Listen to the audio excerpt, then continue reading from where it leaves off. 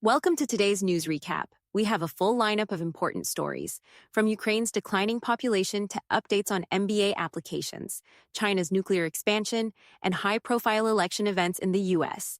Stay tuned to get all the latest. Ukraine's population decline. Starting with a major update on Ukraine, the UN Population Fund, UNFPA, recently revealed that Ukraine's population has plummeted by nearly 8 million since Russia's invasion began in February 2022.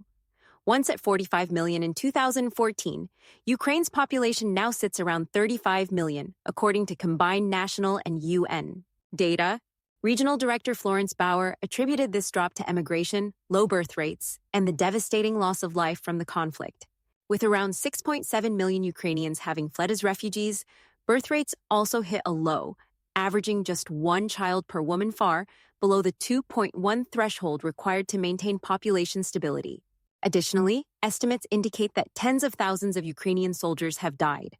This combination of factors leaves Ukraine facing a challenging demographic future with long-term implications. Surge in MBA applications. In education news, the Graduate Management Admissions Council, GMES, reports that MBA applications in the U.S. rose by 11% between 2023 and 2024, marking a record high for the past decade. This growth reverses a recent decline in applications, particularly for full-time, two-year programs, which saw the largest increase globally. While historically tied to economic downturns, this rise comes despite relatively low U.S. unemployment rates, highlighting young adults' ongoing job market challenges. Flexible and online MBA programs also noted application increases, as more people look to boost their skills in a competitive job landscape.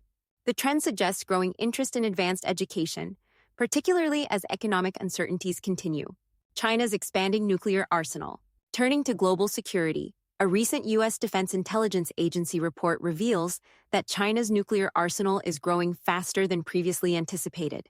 The agency now estimates that China could surpass 1,000 nuclear warheads by 2030, double the Pentagon's original projection from 2020. According to the report, China's rapid nuclear buildup is likely fueled by its strategy to compete with the United States and implement long-held military concepts. The report also highlighted China's deployment of a launch-on-warning system, which could enable a counterstrike if China detects an incoming attack. China's expansion aligns with broader military advancements, such as hypersonic missiles and new naval assets, signaling its intent to strengthen its strategic position globally, particularly in the Indo-Pacific region. For context, the U.S. currently possesses around 5,000 nuclear warheads, while Russia has slightly more. Both countries far exceed China's arsenal in number, but China's rapid development could reshape global nuclear dynamics in the coming decade. AOC and Tim Walz's live stream. With the U.S. election days away, Congresswoman Alexandria Ocasio-Cortez, DAS, AOC, and Vice Presidential candidate Governor Tim Walz held a unique campaign event, a live-streamed gaming session. The two discussed policy issues while gaming, with Walz touching on topics like Project 2025 and the Department of Education.